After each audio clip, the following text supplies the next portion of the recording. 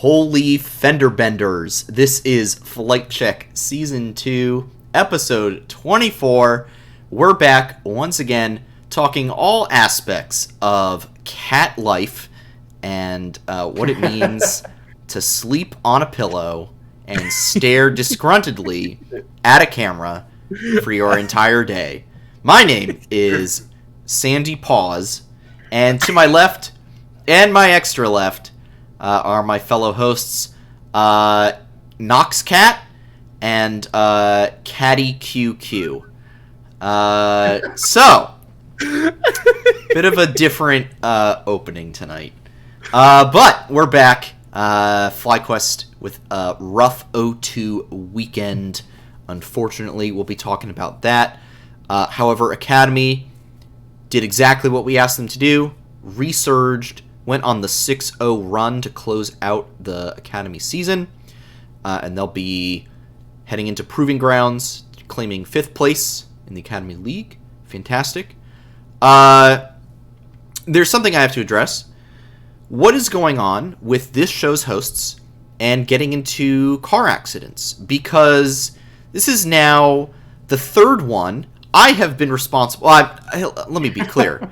I was not responsible for the one that happened to me today because I was slowing down at a crosswalk and then got rear-ended.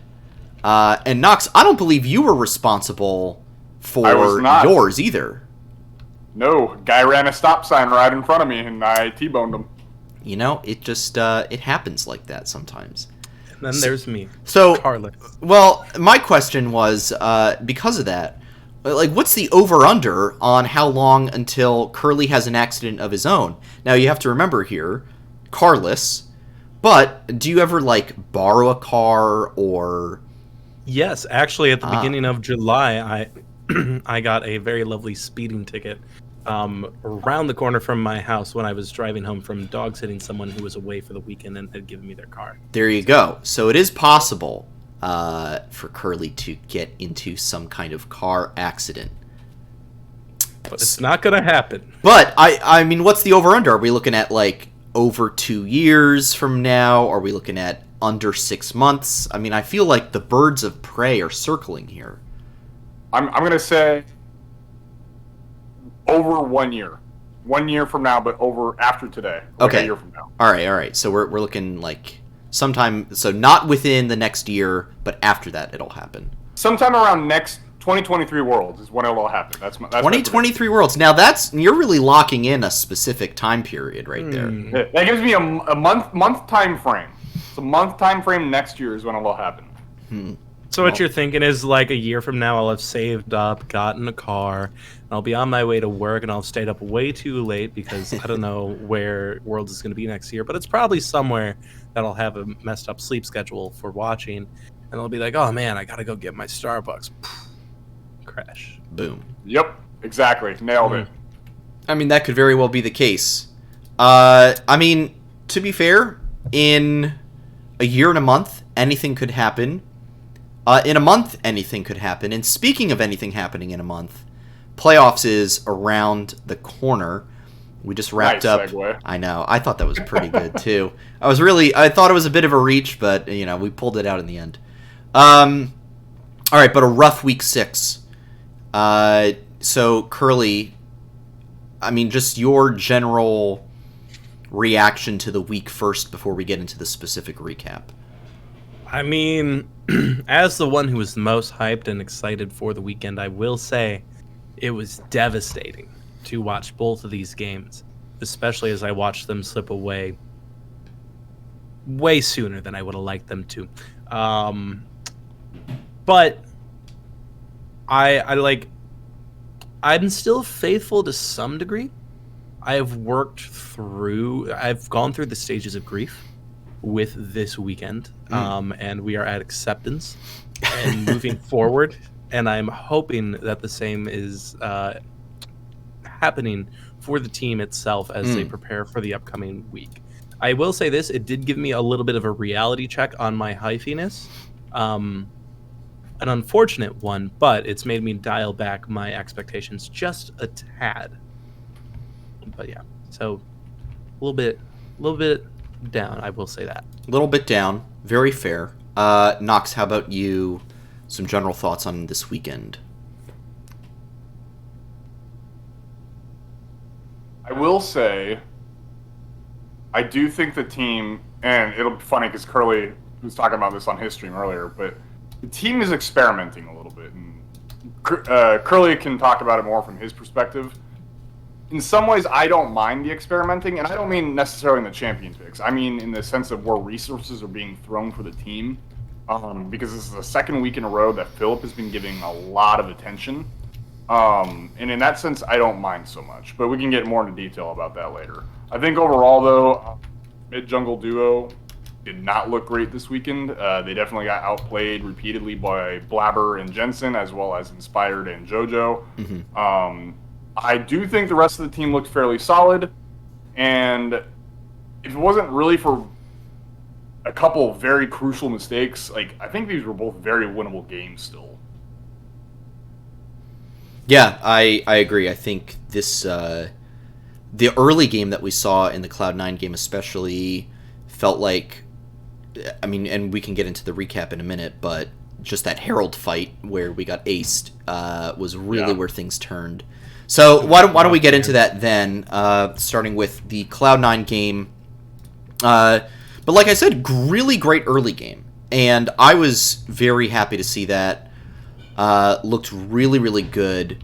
And then, just kind of that Herald fight, kind of where everything just fell apart. Curly, I know you were doing some VOD review of this earlier, so if you had anything that you noticed and wanted to point out about that fight, now's the chance. The big thing about that fight is it's some of the stuff that we suffered from in spring, is where timing was off. It was a big thing, because, like, C9 was ready for that.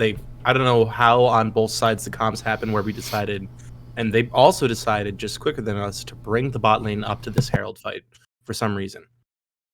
Berserker and Sven moved together and were there before our bot lane. Afromu was up there before Johnson was, but both of them were late to everything, and we were just kind of split up, whereas C9 was ready to go. And so, like, just the setup for the fight itself was a little rough, and then the weird thing to me was that Jose had started the Herald, but then walked away, but then came back at a very random time. Like, it was a little uncoordinated, and it didn't make much sense to me, especially since we had Philip right there. If we have him move first, make it like a 2v1 and make C9 have to react to you, I think there's a world where we maybe not get the ace back, but, like, it's a lot more of an even trade, and we could even potentially have gotten the Herald. So, like, the setup itself was just very strange calls and a lack of coordination. Yeah. Knox, how do you feel about the Olaf? I know you had some thoughts on this in the Discord, but given Blabber his signature Olaf. I mean, so I am not privy to scrim information at all, but right. I went and looked back through Leaguepedia, and, like, it is the first time it's been picked or banned for Blabber to split.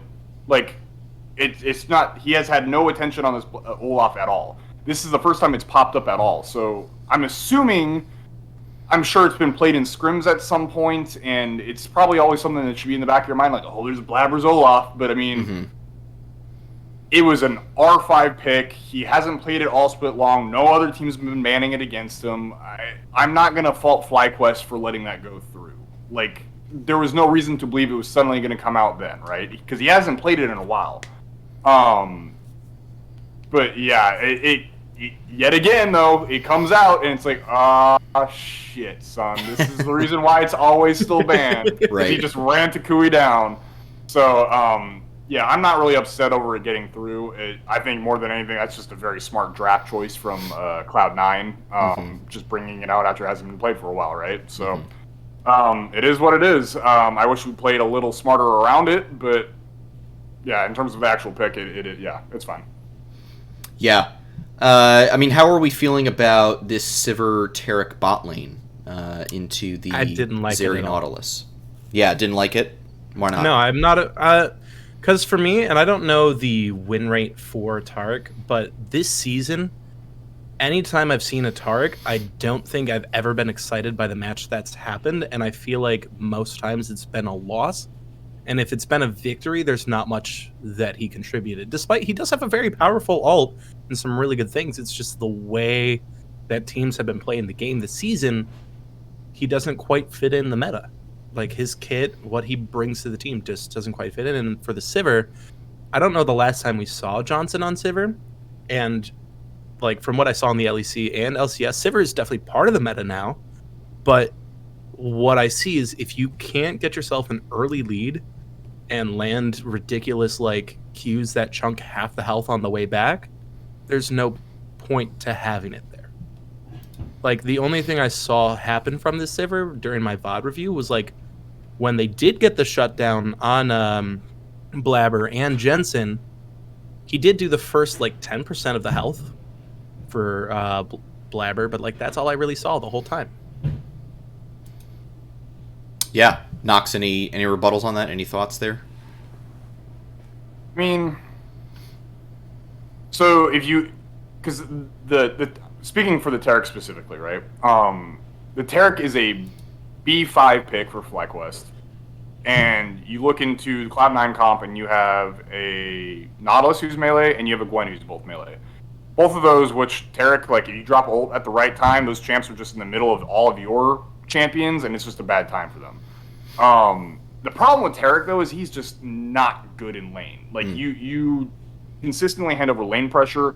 You don't have lane priority, and so basically the Zeri and Nautilus have control of the lane a majority of the time, which is the reason why Berserker and Sven got early leave to head to the Herald fight, and basically Johnson had to stay behind, clear up the rest of the wave, and then head up late. Yeah, so more than anything, that Taric pick is for like, hey, we're scaling for late. We can make it to the mid game, to the late game, and we can drop our the ultimate while the Gwen and the Olaf and the Nautilus are in the middle of us and they're not able to do anything for us. Like, then it's just a great pick, right? But you have to make it through the lane phase. And for the most part, not completely, they were surviving, right? Not winning, but they were surviving. And basically, just that Herald fight really screwed everything because it set every single one of them behind, and basically, due to how volatile that lane is for Johnson and Afro, the moment something breaks, it breaks hard. And I think there was at one point, Johnson was down over 2,500 gold, like down an item and a half, and it was just not like there was no recovery at that point. Really, this draft is just it's meant to scale, and that Herald fight basically said, all right, nope, we're fighting now, and it threw away any chance of being able to scale at all. So just really, it's that one decision. It was that one decision to fight at Herald after the Herald was already gone, after our bot lane was already late coming up due to the fact that Johnson had to catch the wave. We still decided to fight anyway, and that one decision just killed the game. Yeah. I feel like the whole picking a bad fight at Herald is a recurring theme for the team. The last, or at the Baron pit, yeah, or at Baron, just like picking bad fights, but other times we pick really good fights. So my hope is that this is something that we can kind of shakes itself out, and maybe we learn. This is like another data point of like, all right, guys, well, if they've just taken Herald, we don't necessarily need to rush in and try to kill them all, especially when they've got that early advantage with the Olaf and stuff. I feel like, I wonder if maybe there's like, we were a little too hyphy. We had gotten some early kills. I don't know if we had a lead, but it was definitely really close. It was about 1,000 gold, yeah. Yeah, so maybe a little bit of an early lead, feeling good. Like an epic item, maybe. Yeah, we had stacked up a couple kills. I do want to give props to Jose for the early game. He sacrificed his jungle so badly to get Philip ahead, and it was working. Don't get me wrong, but like, you have to keep in mind that Olaf's clear speed is so much quicker than Poppy's, and Blabber was having a farming kill day, but Jose stayed strong and was like, I'm going to get Philip ahead. And it was working, right? Like you saw, Philip was ahead above Fudge, and that was our strong point. It was like, okay, Jose's not going to have any real viable strength in the late game outside of maybe being able to ult someone out, but he got Philip ahead, and that was what needed to get done. So I really wanted to give props for Jose because he really sacrificed his jungle for that. Dude, that flashy onto Jensen after the first blood, too. Oh, dude, it was so epic to see. So, like, it did look like our game all the way until that Baron fight, or Herald fight. Yeah. And that's just when everything kind of fell apart. And something I was talking about, too, is, like, I don't know if it's, like, gold, XP, kills, whatever, like, push advantage aside that you gain from all that. The thing I'm wondering is, like, even though we had the moments of pushback, how much did that affect the mental of the team? Because if you get aced after a Herald fight and you only get 1 kill back, whew, I know in my solo queue games, at the very least, I'd be waiting for the FF15, dude. So, you think the team's mental was not bad? It probably wasn't destroyed until after Blabber's Olaf ran down to Kui that second time. That was probably the point where we're like, oh, we're in trouble. That was probably the moment where their mentals may have broken. Yeah, and it was just frustrating to see so much get thrown away for just one fight. But it happens. Now, something I will say about the rest of the game, though, is that we didn't just, like, go down after that. No, we did not. We stayed in it, kept trying to find fights, kept trying to find our moment. There were even a couple moments where I was like, oh, you know, I think there was like we got a shutdown on Jensen and Blabber. Yeah, and that was really good. I was like, okay, there's still a chance. But it was just too much, I think, to come back. And, like, look, I gotta give the props to Berserker. I mean, the man just absolutely slammed us with the Zeri. The Pentakill, obviously. The rest of his play, that was fantastic. If we go up against them in playoffs, the Zeri needs to be a ban. It's gonna have to happen. I know I banned it against Nate in my fantasy for this upcoming week. Yeah, I think don't let Berserker have the Zeri. A quick shout out to Jensen's Orianna, though. If there was one silver lining, it did give me like a massive point boost in my fantasy match against Cooley. So I'll take it. One more thing I want to talk about with this game, the top side, so the Jax and the Poppy. I like the synergies here, and I like the thinking. I don't know how well Jose piloted this Poppy. Nox, I know you had some questions about mid-jungle, so I'm just kind of honing in on jungle here specifically. And Curly, I know you're the Poppy expert. So we'll get to you in a minute. But Nox, I just want to hear your thoughts on kind of how Jose piloted this pick. I think outside of the engaged decision at the Herald fight, the first I don't know when the Herald fight happens, but let's say the first 7 minutes or so, I thought Jose was fine. This is what I was saying earlier though. He really gutted his jungle clear time and his CSing to get Philip ahead.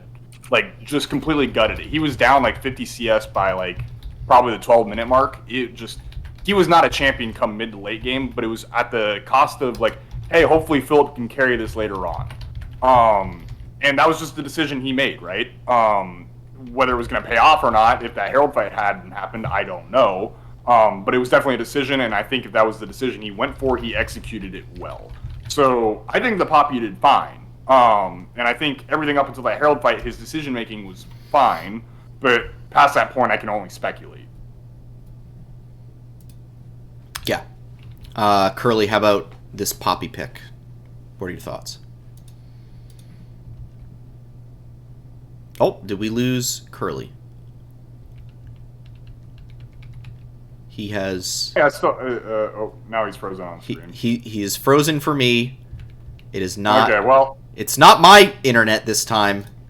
Curly is frozen in time. All right. I do have a... Hi. Oh, Hi, hello? he's back. I'm here. Excellent. I'm here to talk about Poppy. I'm ready. I'm sorry. All right, it's your chance. It's your chance to talk about Poppy. Go. So same things as like it did start out really, really well. Like I said, the actually like when I saw him making his way top for that first blade gank, I was watching the map, not what was actually on the screen. And the second I saw his icon move, I was like, cool, he executed the perfect stun to start a gank. He had the great W to deny Gwen getting out of there. Like he did everything really, really good in those moments. And then, like I said, the flash E onto Jensen, not giving him a second to go away. Like he did a lot of really good things early on. I don't recall his build path. I don't know whether he was going for Bruiser Poppy or Tanky Poppy. But he didn't have the build path. He didn't have the money for it. That's true. He didn't have the money for it. But it was like once Olaf started becoming a problem, I think it's kind of just it has less to do with the way he piloted the Poppy and more to do with the decisions he made overall, maybe because he was in the Poppy. Because he was like, all right, well, I can't clear jungle nearly as much as Olaf can. So I'm just going to...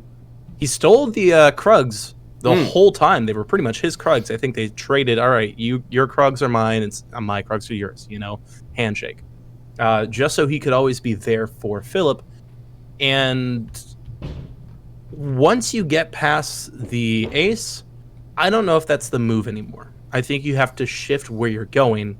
And so I think it has less to do with the way he piloted it. It's just after that, there's not much that Poppy can do, because if Poppy doesn't get gold to get like the tank items or the bruiser items she needs, it is so difficult for her to farm and catch up compared to some of the other champions in the game. Like I have it myself where I'm like, maybe I'll get a 3-1 start in my lane, and then I get ganked once or twice by the jungler.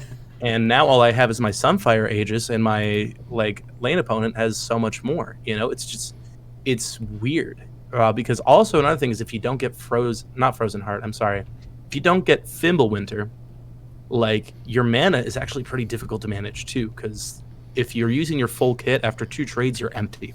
It's like it's hard to say whether it was more him piloting the Poppy or the macro decisions he was making. I'm going to lean more towards the latter because, again, she just doesn't have the best recovery if you don't get yourself ahead early. Yeah, the scoreboard itself doesn't look great. He had the lowest gold on the team besides Aframu.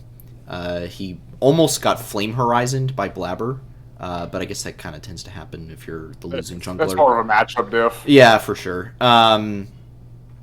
But yeah, I think I like the comp, and I think it works in another world where we don't take that Herald fight. So I think that's kind of the situation there.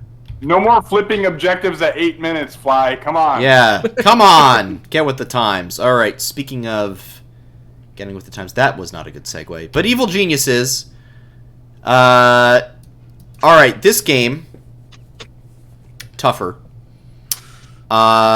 And it actually, I will say again, didn't feel like we were out of it until about, like, the 15 to 20 minute mark, when they just kind of started steamrolling. But let's talk some matchups here. So, we had Aatrox, Lee Sin, Akali, Aphelios, Alistar. Wow, we had the 4A team and then the Lee Sin. Aatrox, Akali, Aphelios, Alistar. And then they rolled with the Sedge, Wukong, Azir, Kalista, Renata. And got a lot of kills on that Wukong. Jojo had a ridiculous Emperor's Divide on us later in the game. And one thing I want to talk about was how we did not do well with our dragon control this game. That was a big issue I saw, was that anytime... We never really contested dragon, because anytime EG went for dragon was because they were doing it after getting an advantage elsewhere. But we weren't the first to the objective. We weren't stepping up and making it a problem that they had to deal with. And that's something we've been really good at this season is our dragon control. So that was a concerning moment for me, and I'm not sure if this was a like player diff, if like EG is just so good right now, because they are 11-2, I think now, and they just look not unstoppable because like they have lost a couple games. They did lose to 100 Thieves. Who is their other loss? CLG, that's right. Truly counter logic. But and I'm not sitting here like crying over a loss to EG. Like me and Knox predicted the EGL, so I'm not shocked, just kind of like disappointed, right? But I feel like, unlike the C9 game where we kept putting up a fight, it felt like this one we kind of rolled over and died, and we didn't have a lot to offer after falling behind. So I don't know if you guys have any thoughts contrary to that, but now's your chance. I think a big part of it is just Tuke was invisible this game. All three of us could probably agree, like, his genre of champions that he typically plays are control mages, and he's very good at playing control mages, right?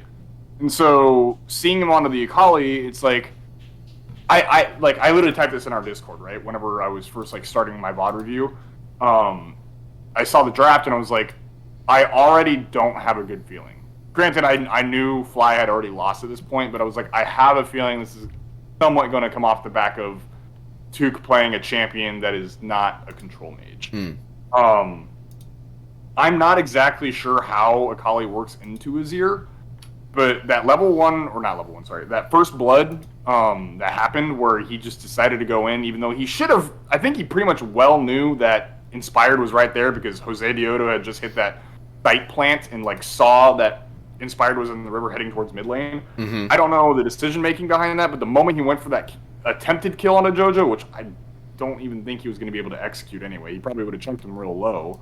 But at that point, like, Tuke was gone for the rest of the game. He was not visible. He just kind of farmed in lane and just played defensively. Like, and so the rest of the game was 4v5. So yeah, in that sense, we kind of did roll over, but that was because I don't think we had our normal pillar that we have. Like, this is probably either the first or I won't say the worst, but probably the second worst game Tuke has had while he's been here in NA, I think, on stage. So I think that's part of the reason why we kind of rolled over. Our one hope was Philip, and then he ended up getting picked like 4 times, 2 of which were not his fault, 2 of which were. But yeah, that I would agree. I think we kind of did roll over and die on this one. Yeah, and it kind of frustrating because you want to see the team fighting back. I'm gonna sneeze in a minute. Fighting back, but now that I've said it, it's going away. How does that always happen? Fighting back. Your body knows. It just got to mess with you. Fighting back against EG, and yeah, definitely just a frustrating game to watch. Curly, how did you feel this one went? You know, from the macro standpoint, maybe. Do you feel like, was this a game where, and this is kind of what I kind of want to lean into now, where were we outplayed or were we outdrafted?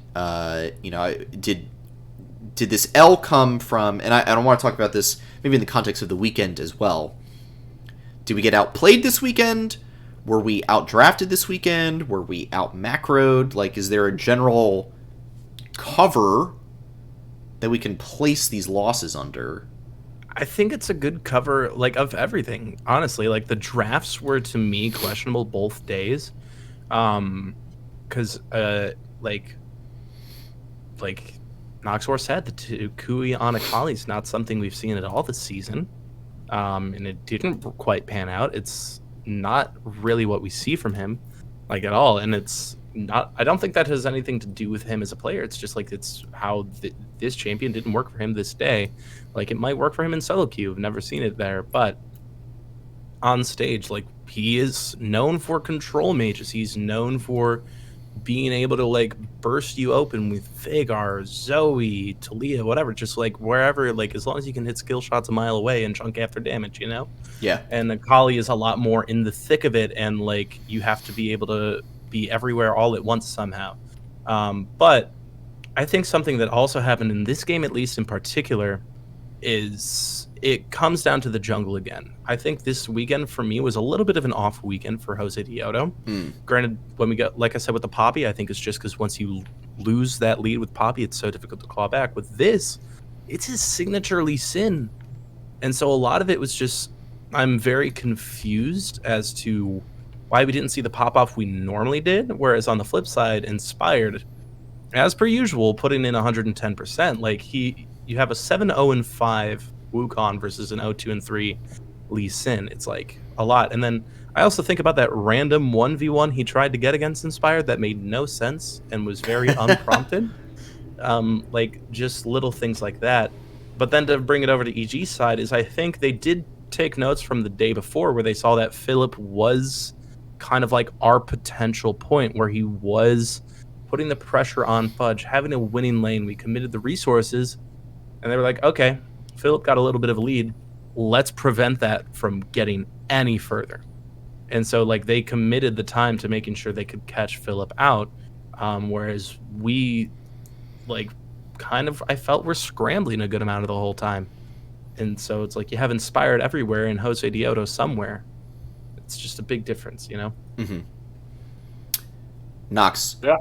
Yeah, I think that was a really good summary, but I'm going to still pivot the conversation to this outplayed or outdrafted topic that I'm trying to pigeonhole into the conversation tonight. I will make this happen. I will make this segment happen. So help me. I would definitely say we were more outplayed than we were outdrafted, although in this case I would say both are technically true. But Okay. if I had to give it a meter, I would say it was more on the outplayed side than it was on the outdrafted side. Yeah. I think for me, the answer to the question is I never disliked any of the drafts. Like, I actually liked the drafts, except for the Akali. That was, like, the big question mark for me is we've not seen a lot of Akali. I feel like there was probably something better that could have been played, although to be fair, both the Ahri and the Talia had been banned. But still, you've got like a, you've got like an Orianna, maybe a Syndra. You've got other options for Takui to play that we know he can pull out. Heck, Corki was available. Could have dropped, a nice little Corki Azir matchup. Classic. A classic. But I do think Corki has been nerfed a lot. yes, yeah, very fair. I'm just noting that there were other options other than for sure. an Akali, because at that point you're basically saying, okay, you have 3 melee, 1 ranged, right? So it's the Akali, Lee Sin, Aatrox, all melee. Then you've literally just got Johnson as your only ranged damage, and like that team comp just doesn't fly for me. I like Aatrox, I like Lee Sin, I love Aphelios Alistar. I think it's the mid lane pick for me that I struggle with. But going back to the Cloud9 one, I like that draft. I like the Jax Poppy synergy. I normally love Takui on the Talia. I think Sivir is actually like super underrated right now. And I actually like Taric in a lot of teamfight scenarios, and we tend to go for teamfights. So, and I felt like there were several scenarios where the Taric ult actually really came into a very powerful effect that helped us either stay alive in a fight, or prolong it, or help us get out. But believe it or not, that fight where the Zeri got the pentakill, Yeah. that Taric ult actually did a lot It of did. work. It did. Like, it did do a still lot. did not, end the way we wanted it to, but the Taric ult was actually super clutch in that fight up until a point, You got to understand how I'm putting it. So, Yeah. for me, not outdrafted, but I think we were outplayed. I think we got outhandsed by EG, and by Cloud9, yeah, just outplayed in that they were able to take a fight that we should not have been trying to take. So I think that's the answer, at least for me. I will say this, like on your comment with the Sivir. From what I'm looking at here, we are the only LCS loss on Sivir. So Yeah, I I think are we the only LCS game of Sivir? no. Okay. Luger played it a while back too. Yeah. FBI played it both days this weekend, if I remember correctly, and like really, there was I don't remember which game I was watching, but like remember what I said about like the back queue doing a half the health. There was a deadly one, I think, in the Immortals match that I saw. I was like, oh my word. Yeah. So yeah, it is viable. Like I said, it's just not something I'd seen on Johnson, so I didn't know how it would be pulled off. Yeah. No, I think I would love to see more Sivir for Johnson. I think it's a good champion. I think it falls right into his wheelhouse of like late game carry. Like we've seen him on this Jinx, seen him on the Twitch, and I think Sivir, it's just one more option for us to have. What was the old classic bot lane that we would see with Sivir? Like Sivir Alistair? I think that was a classic one. That could be pretty good. I don't dislike the Sivir Taric. But yeah, I just felt like, got outplayed, picked a bad team fight, and, you can call it a day in an 0-2 weekend. It happens. And so you got to bounce back. Here's a good segue. Speaking of bouncing back, Academy. Oh, baby. Let's go, baby. Academy turning it up this week. The 6-0, literally going from like 7th. Well, no, I think they were in 6th. They might have been. They were still in 6th the whole time. Yeah. Okay. Yeah. They were. There was like a question of can Immortals catch them, but we quickly put that to rest. Great weekend. I got scolded by Kelsey on Twitter. Yeah, you did. But great weekend. Basically beat literally everyone that they were in the soup with. Dig, CLG, Immortals. Just really stamped that 2-0 across all of them, across the board, putting themselves in 5th place at the end of Academy. So they'll be heading into Proving Grounds already in the main event, which is fantastic. So this, for me, is very encouraging. Very encouraging signs. I think, if we're being honest, we were all kind of a little worried about where the Academy team was at heading into this final week, and we really wanted to see something big. And, I mean, look, they delivered, and I really want to give them the props for that. Like, they popped off.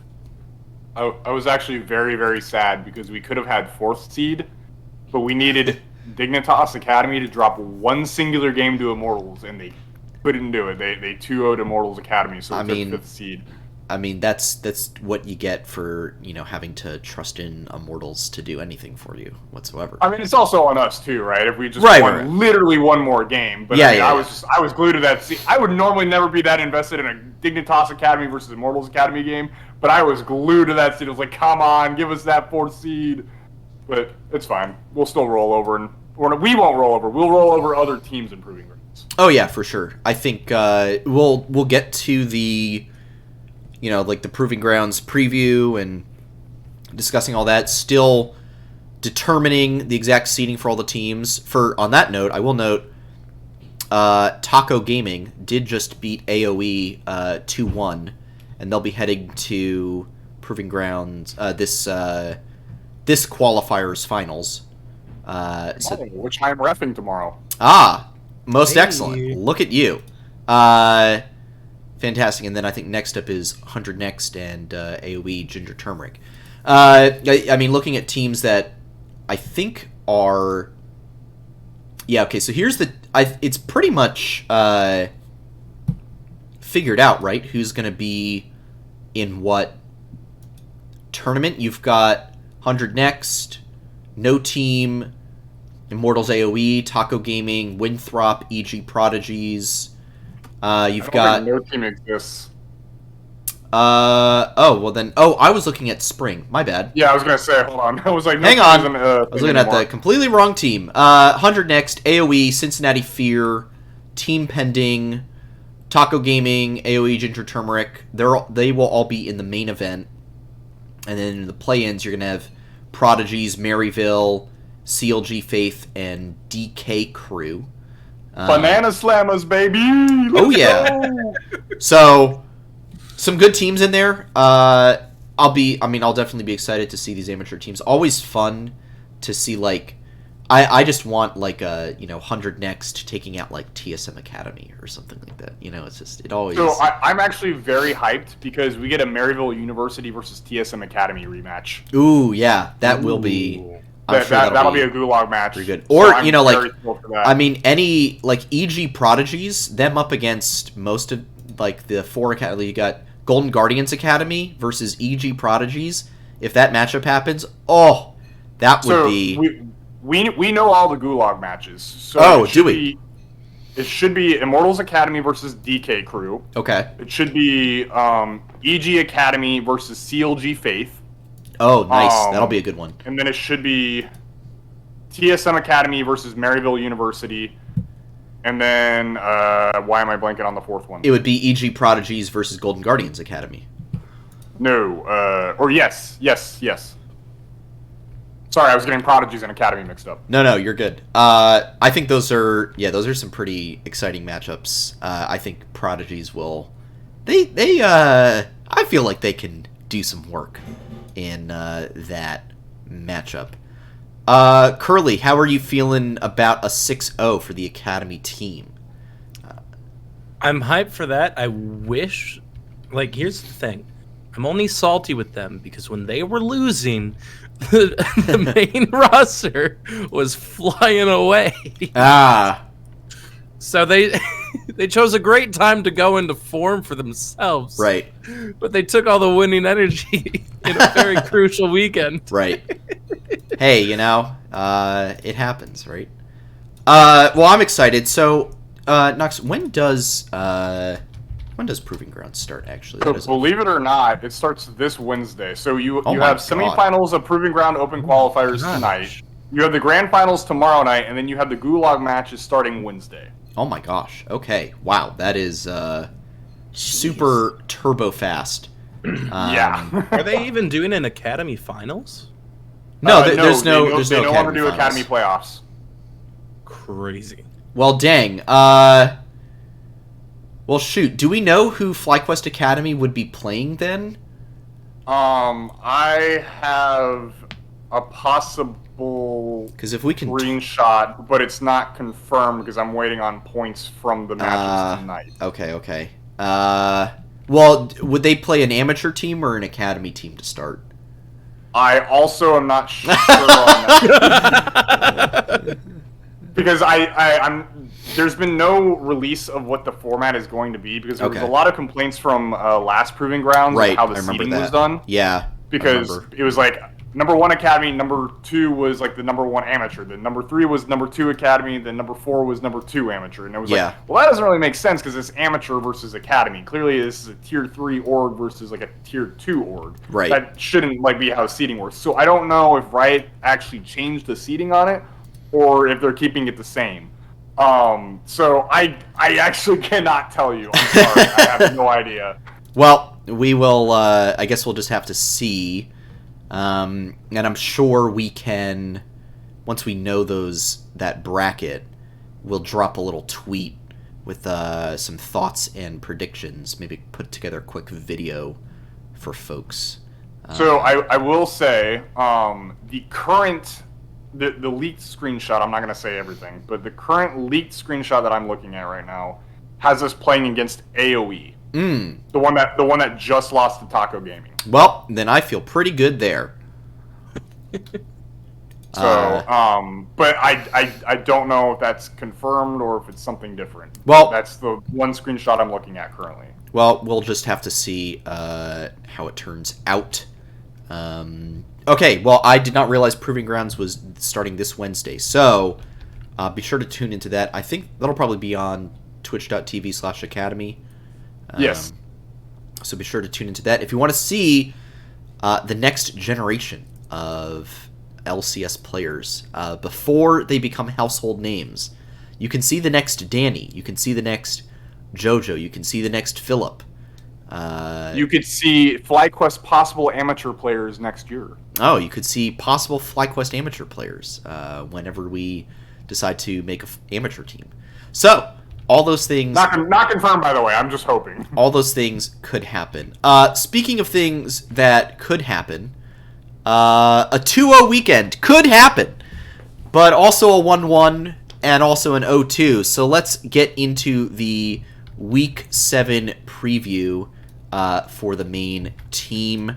So as I head on over to our lovely flight check presentation thing, here we are once again. So it's Team Liquid on Saturday versus Counter Logic Gaming on Sunday. Now let's looking at the standings.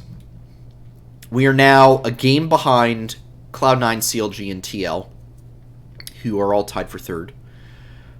There's a world. I was doing some math earlier, and I'm about to go into like one of those, that GIF from like It's Always Sunny in Philadelphia, where Charlie's like got the Where's Pepe Sylvia? Yeah, that whole thing, the Where's Pepe Sylvia thing. Like I was doing a little bit of that earlier. Let's say there's a world where we 2-0, right? We bounce back. Look, Team Liquid, we almost beat them before. They don't look amazing right now. They, got beat by Cloud9, and they beat a very weak TSM last week. CLG, we beat them already this year. And they, this last week, all they played was Golden Guardians and Dig. So it's not like they've played really strong opponents. So very possible for us to beat them. So, let's say that happens, right? So that puts us at 9-6. And this is my favorite part of the season, where you can start getting into, playoff scenarios and stuff. Puts us at 9-6. And a loss by CLG and Team Liquid each puts them at 8-6. TL then plays EG on Sunday. Now, if you chalk that up as a loss for TL, that puts them down at 8-7. CLG on Saturday plays Cloud9, and Cloud9 looking pretty good. Looks like they've finally turned it on. So maybe that's a loss for CLG. And even if not, then Cloud9 maybe has 6 losses. CLG maybe down to 7 losses. We are it's weird because you look at the standings and it's like FlyQuest in 6th place. This weekend could literally change the entire scope of things and put us right back up to 4th place, maybe even 3rd place if things went well. So, very possible for us to still be in that top 4 conversation. I think it's still a good conversation to have, especially because CLG beat 2 crummy teams this past week, and TL only beat 1 crummy team and lost to Cloud9. And as it is, we're 3 games ahead of Golden Guardians and TSM.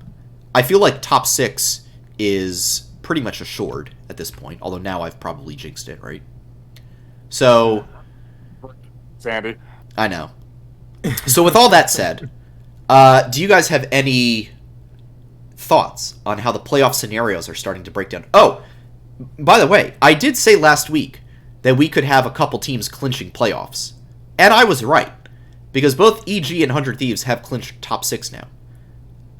And we will likely have more, because all Golden Guardians and TSM need to do is literally lose a game, and Cloud9, CLG, and TL each clinch top 6.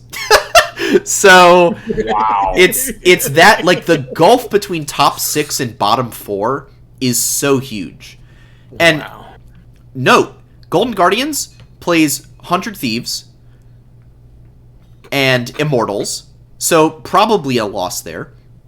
TSM has to play EG and Dig, so probably they each are getting an L. So you're looking at 8 and 10 max for both of those teams. All you have to do is literally win 9 games, and you're top 6. This is not difficult, folks. And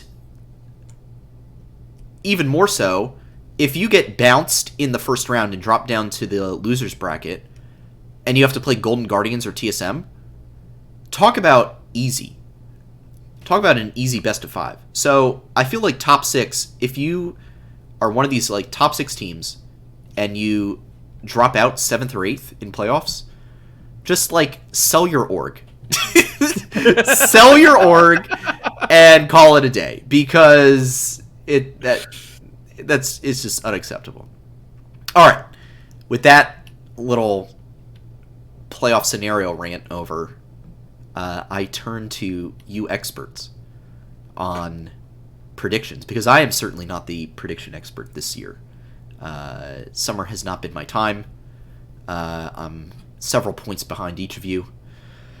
So, Curly, let's go to the optimistic one himself, Team Liquid. Your favorite player, Bwipo, on that team. But will he be a match for Philip and the rest of the FlyQuest gang? You asked me a week ago. I say no. Then we go through this weekend. And I have to think about things a little bit harder. And I have to debate, will the Bwipo random inting outweigh our Baron flips? Mm. And it's a real tough choice. And then I look at who surrounds Bwipo.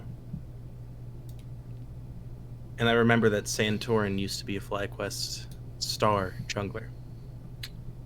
And he's been met with success ever since then.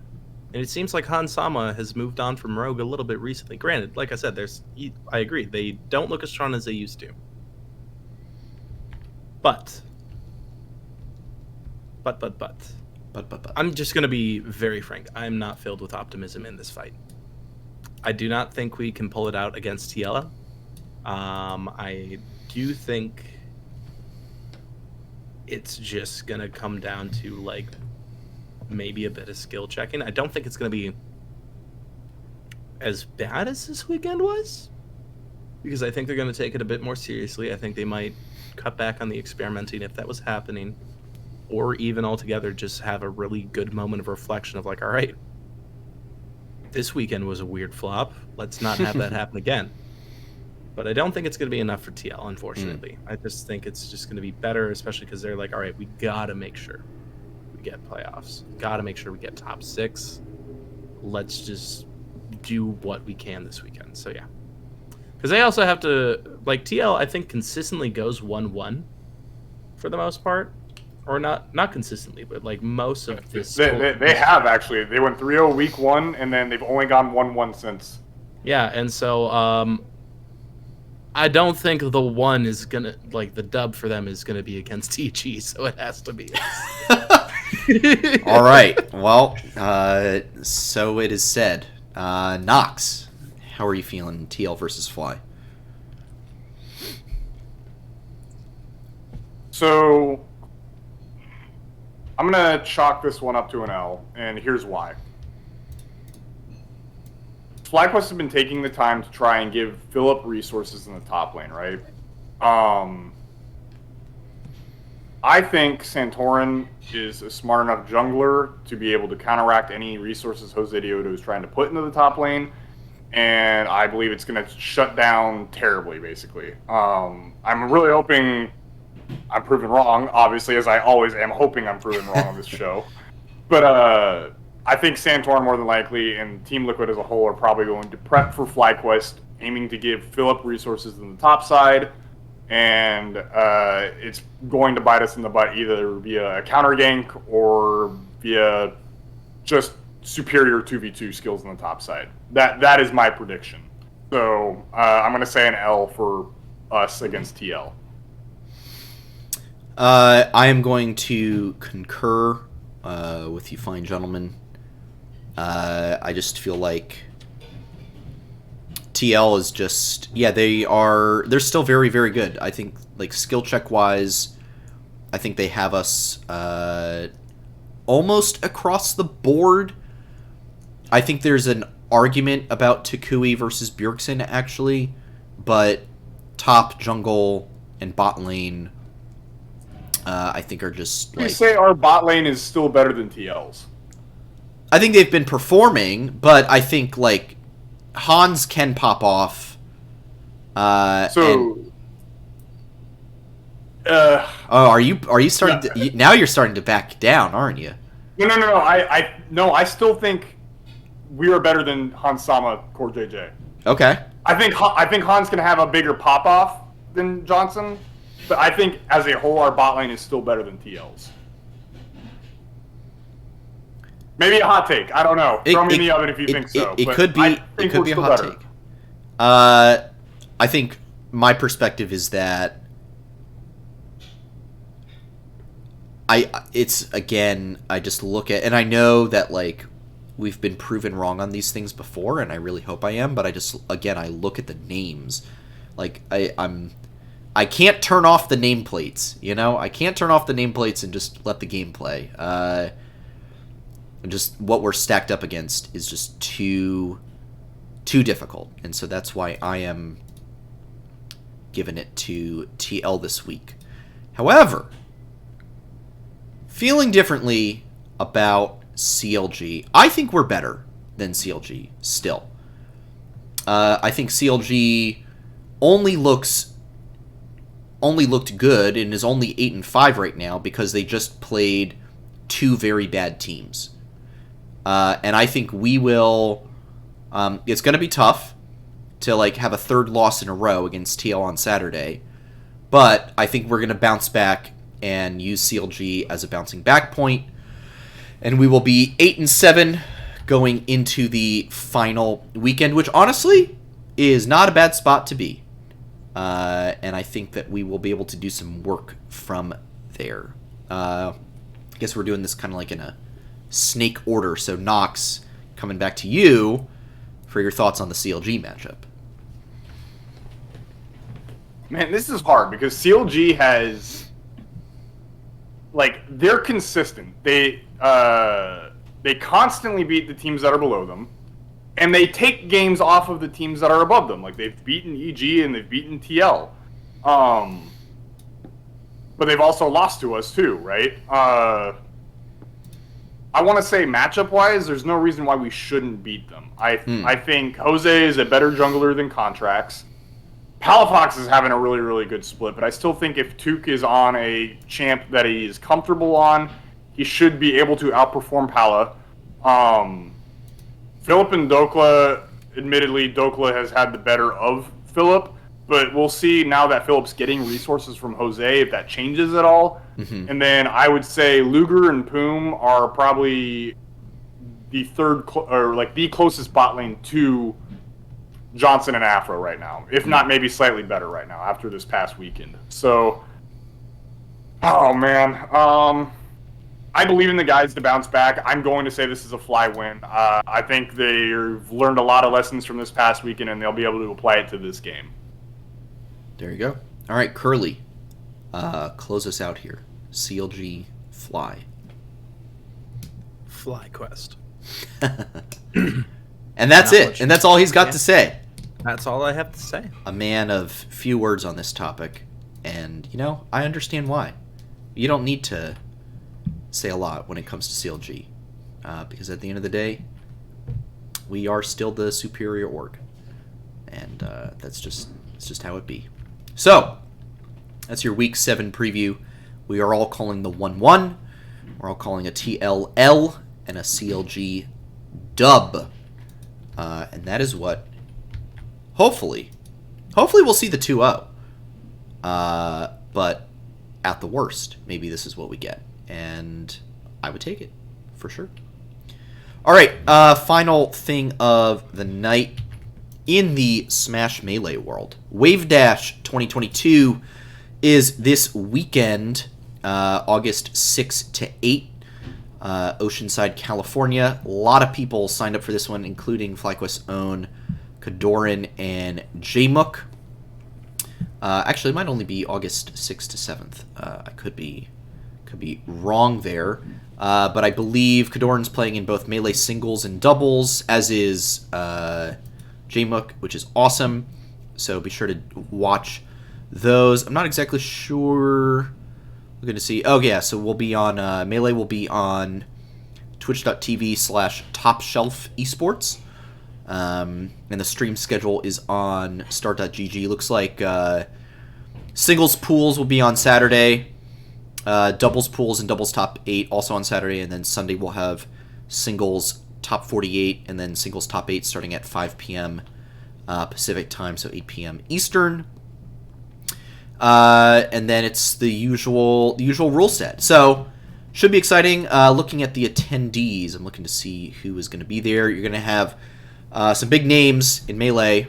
Hungrybox, Mango, S2J, SFAT, Swedish Delight, Lucky Hugs, Army. Who else is going to be there? I'm trying to see. Melee singles. I should have written down a bigger list. But there's a lot of Smash players. A lot of Smash players. Oh, there's Kadoran. There's Jmook. Yeah, S2J. Spark. A lot of dudes. One interesting thing, I'm not sure where they list every tournament that they're going to be in, but I know that Super Smash Con is coming up, and that's actually, like, near where I live, and it doesn't look like either Jmook or Kadoran are planning on attending it, which is very unfortunate, because it's got, like, 3,500 attendees, which is, absolutely massive. So I don't know who's going to... Looks like there's going to be a lot of players there for sure, but I hope that they would come to that. So, I don't know, for you guys, what would you hope, small, so like we've got a less than 1,000 person tournament, but still like, probably like 400 to 600. Pretty sizable, solid mid-tier tournament. Less than 1,000. I mean, what are we looking for here? I think like top 8s, for sure. I mean, obviously we would want one of them to win.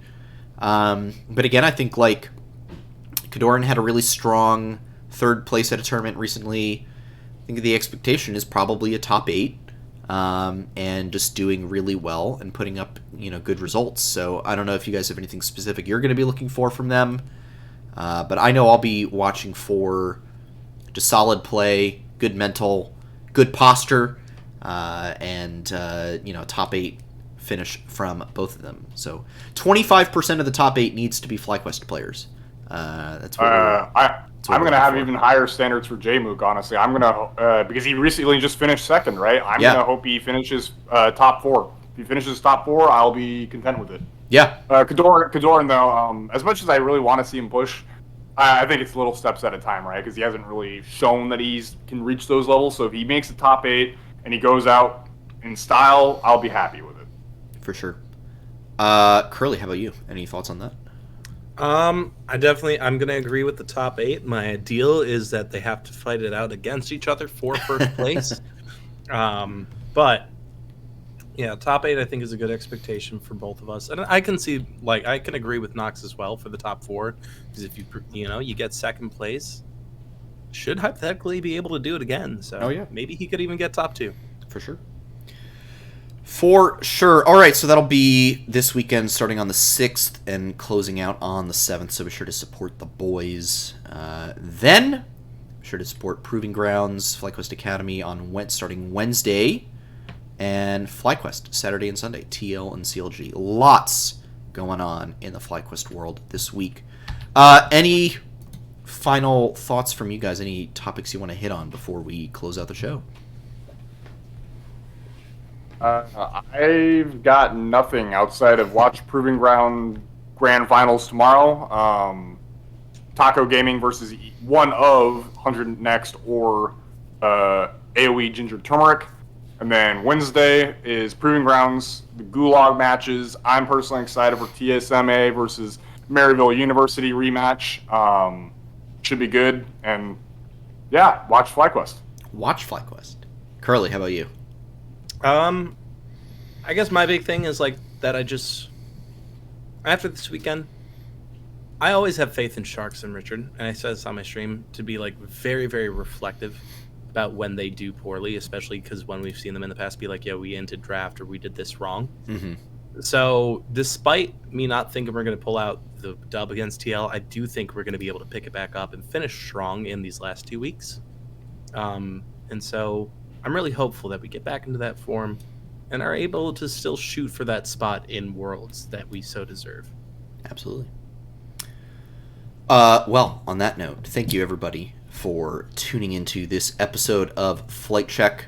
LCS back again this weekend. Proving Grounds, like I said, starting Wednesday. Smash Melee back on the air August 6 and 7. So, be sure to follow the show and all of us on Twitter for all of our instant reactions and thoughts, especially when Curly goes live to stream like he did earlier today. You can catch the show at Flight Check Crew, myself at SantosDB, Nox at NoxWar with 2 R's, and Curly at Curly_Q_. Make sure to hop into the Flight Check Discord as well, where all kinds of esports discussion and otherwise takes place, including from the scenes pictures of damage to my car. And if you missed any part of this episode, the VOD will be up on YouTube later tonight or tomorrow morning, and you should be able to listen to the audio version of this episode sometime in the near future. If you're listening to one of those and would like to catch the show live, we do broadcast the episode pretty much every Monday night, usually at 8 p.m. Eastern Time, right here at twitch.tv/FlightCheckCrew. And that's all I got. Curly, any final notes, shoutouts, plugs before we wrap up? My 2 shoutouts are going to be to Nox for swinging by today and sharing his insight with me while I was doing VOD review. And my second shoutout is going to be to Fiend for producing what is going to be another wallet buster that is going to be released on, I believe, Friday. So shout out to both of that. Well, there you go. Nox, how about you?